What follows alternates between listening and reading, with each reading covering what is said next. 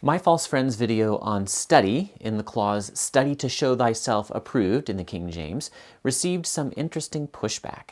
But just in case you didn't see the video, let me summarize my argument very briefly. Nearly all modern English speakers, except the very best educated who know historical forms of English, will take study, in study to show thyself approved, to mean hit the books, work to acquire knowledge or learning. But that's not what the Greek word there means. And very importantly, it is not what the King James translators meant. I don't usually mention the Greek and Hebrew words I talk about on this channel. I want it to be accessible to Christians who speak only English. But this video will be unnecessarily wordy if I can't just use the Greek word. It's spoudadzo, and it means, according to the standard Greek lexicon, BDAG, to be especially conscientious in discharging an obligation, to be zealous or eager, to take pains, to make every effort, to be conscientious. So why did the King James translators choose the word study to translate this word? Simple, because back in 1611, the word study had a sense that has since dropped out of the language. It's obsolete. A sense that matches the meaning of the Greek word perfectly. Study to show thyself approved meant, in 1611, be diligent to show yourself approved. Study, in this passage, is a false friend because modern readers don't know this obsolete sense of the word study and will instead read in the only available current sense. The very verse that many King James only brothers use to insist that I'm wrong to want the Bible to be translated into our English rather than trapped in an older English that no one speaks anymore, the very refrain they quote to me to insist that I'm abetting Bible study laziness, contains a false friend they aren't seeing. It's like remove not the ancient landmark, another rallying cry for my King James only brothers. Remove is a false friend. In 1611, it meant something different in a context like that one than it means today. It meant move, not remove.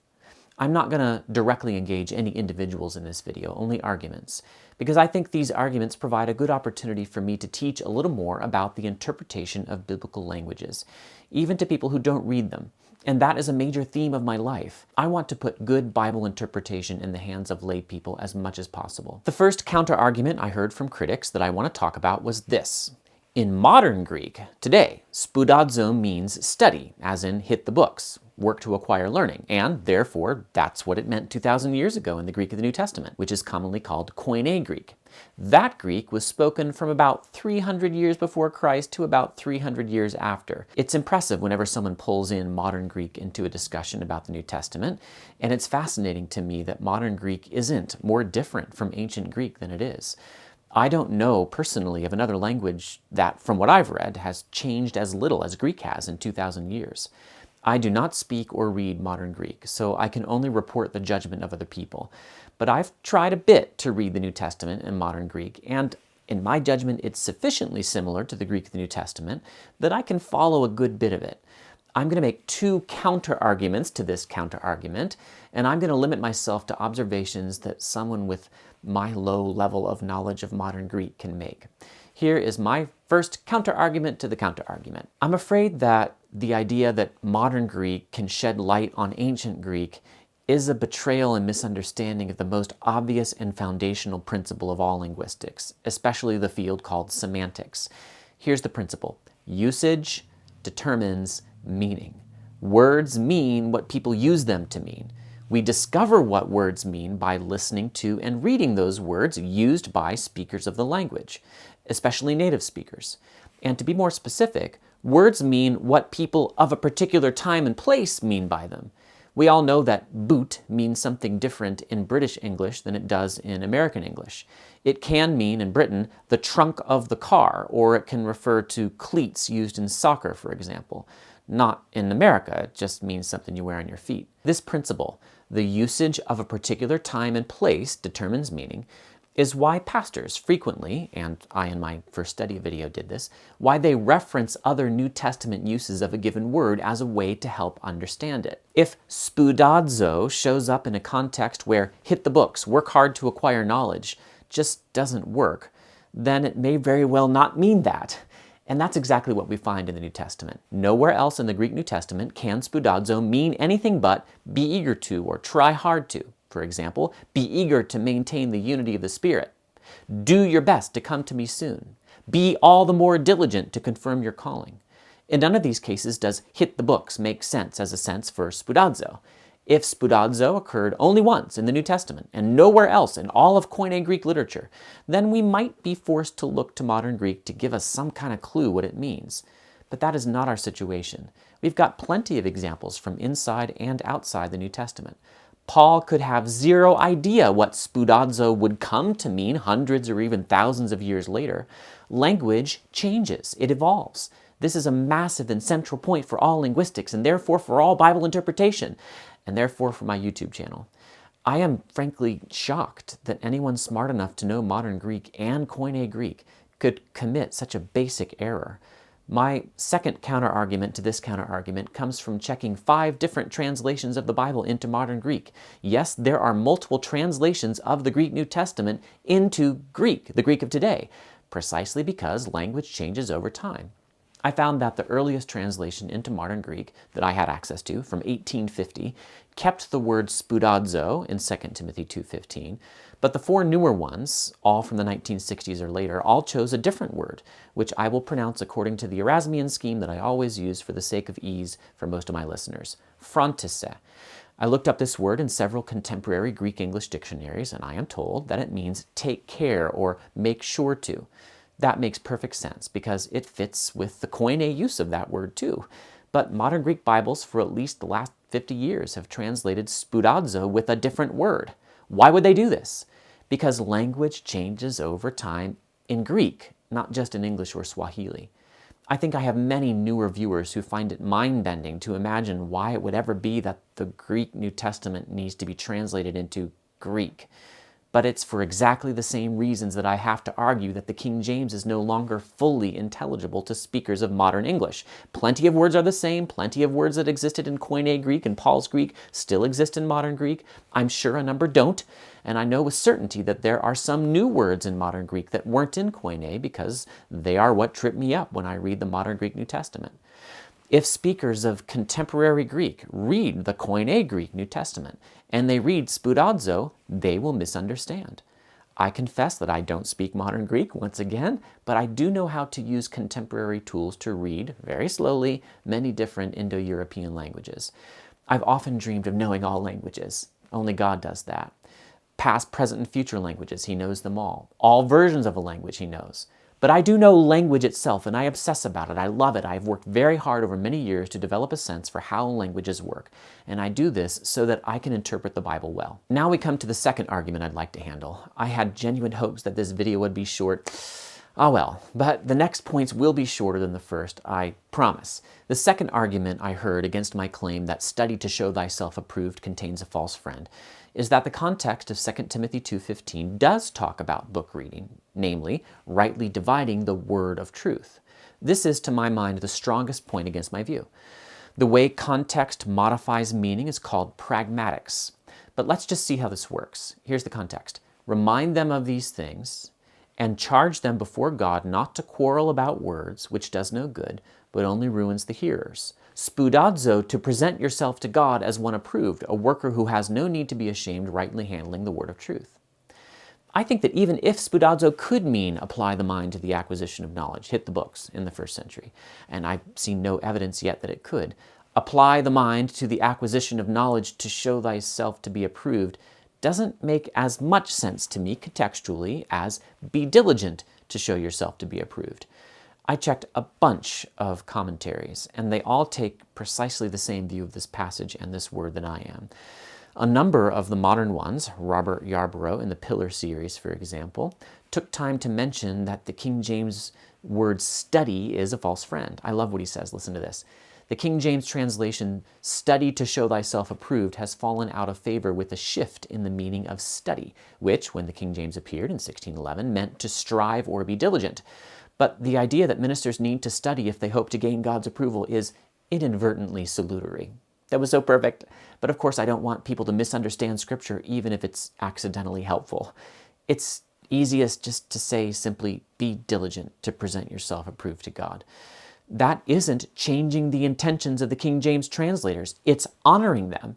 It's translating this word from their English into ours. The third argument I distilled from commenters on my video is that The word can mean two things at once. It can mean apply the mind to the acquisition of knowledge, and it can mean be diligent or eager. I have a little trouble knowing how to even understand this argument. It seems to me to come from so far outside my tradition of linguistics and Bible interpretation that I have trouble even processing it.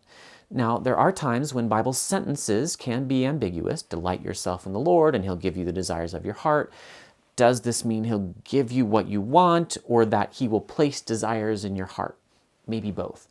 The Hebrew sentence apparently is ambiguous. At least the English one is. Or an example I've given recently on this channel. Does James 4:5 say that the Holy Spirit yearns jealously over us, or that God the Father yearns jealously over our human spirits? The Greek sentence is ambiguous. But is there evidence that this one word, spoudazo, means two things as disparate, different, as study and be diligent, be eager at the same time? Surely study is supposed to be diligent, but I'm just not seeing this. Usage determines meaning, and that alleged double meaning just doesn't work anywhere else in the New Testament. Only the be diligent or eager sense works in all 10 other uses of the word in the New Testament. Or am I missing something? Does this make sense? Therefore, beloved, since you are waiting for these, be diligent and study hard to be found by Him without spot or blemish and at peace. I don't think that works. The idea that this one Greek word actually means two different things at once also runs counter to what I expect as a wannabe linguist. My most trusted guide in linguistics and the Bible is Moises Silva, who went to my alma mater and who then went on to do a PhD under the author of The Semantics of Biblical Language, James Barr. Silva took Barr's insights and made them useful for evangelicals in books like Biblical Words and Their Meaning. Only I've observed over time that evangelicals haven't listened hard enough to people like Silva and D.A. Carson, whose book Exegetical Fallacies is similar to Silva's work. What Silva says is that you should look for a word's least contribution to the sentence. It's more of a temptation for interpreters today to overload biblical words with meaning that wasn't intended than it is to strip them of meaning that was really there. I fully agree with Silva. I'm just not seeing a good reason to find two different meanings in this word when the one works so well both here and everywhere else the word is used. And I checked a whole passel of lexicons. I have about 20 in Logos. Not a single one that I could find even mentions study, as in read to learn, as a possible gloss, translation rendering, for spoudazo in the New Testament era. The latest and greatest of these, Brildag, specifically mentions a philostratus use of this word that was brought up by Little Scott Jones and brought up by a commenter on my video, one in which philostratus does use the word spoudazo to mean study or teach.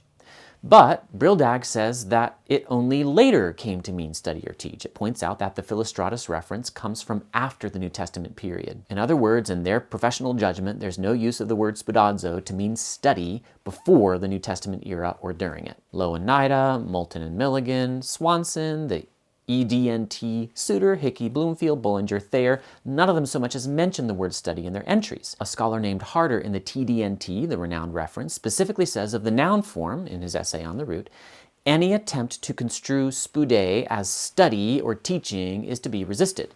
There is too little support for this in Greek and especially contemporary usage. And he doesn't mean contemporary to today, he means contemporary to the New Testament. I checked dozens of Bible translations in 7 European languages, and I could find only one from the 20th century or later that used a form of the word study. That happened to be the new Diodati in Italian. I found a little evidence online that even in contemporary Italian, studiare can mean try, but I don't have command of vernacular Italian, so I will defer to any missionaries to Italy among my viewership who will, I'm sure, know Italian better than I do. But as best I can tell, the score is something like 50-1. Every other translation in French, German, Dutch, Spanish, and Portuguese translated spoudazo as be diligent or give effort. And every one of my dozens of English translations from all eras did too, including the ones that used the word study, and therefore including the King James Version, because in the King James, and in the Bishop's Bible and Tyndale before it, in that passage, study did not mean hit the books or work to acquire knowledge. It meant the more general, be diligent, be eager. Now, this didn't have to be so hard. I never said in my first video on this topic that the King James translators did anything wrong. Not a single one of my false friends videos even once suggests that the King James translators made an error. And plenty of my King James only brothers acknowledge that the King James contains archaic words. They produced long lists of these words. This very one is mentioned by Arch King James Onlyist D.A. Waite in his Defined King James Bible, and not as an alternative rendering, but as the simple and straightforward meaning of the Greek word. It says in the margin, Greek, be diligent. I heard from quite a few of my King James Only brothers after that first video on the False Friends study, and I was genuinely disappointed. Not a single one of them acknowledged what D.A. Waite already did. That study in 2 Timothy 2:15 is a false friend. I'm not sure why it's okay for D.A. Waite to explain what this word means in this passage, but it's not okay for me. I have to guess that it's because my brothers in the King James Only world perceive me to be a critic of the King James Version, and they don't want to give me a millimeter. But I am not a critic of the King James Version. I'm a critic of the divisive doctrine of King James Onlyism. I absolutely stand with the King James translators against King James Onlyism. And if you'd like to hear from those King James translators, I'd urge you to study their amazing preface. It's absolutely full of wisdom. It's very difficult to read, however, so you're welcome to check out my translation and abridgment of that preface instead. I'm under no illusions that the extremists in the King James Only world, the people who follow in the train of Ruckman and Ripplinger and Gipp, will pay me any attention or be persuaded by anything that I say. These are men and women, I'm afraid, who are hardened in their doctrinal error. But I know, I believe, and I've seen that there are many, many Christians, pastors among them, who just want to understand their Bibles. I hear from Christians like this all the time now, especially young pastors under the age of 40. I want my work to be a continued help to you, and I invite you to contact me through my website contact form by faithweunderstand.com/contact. Hopefully now thou understandest what thou readest in the King James Version, and thou understandest linguistics and semantics and pragmatics, and thou understandest a bunch of other nerdy stuff better.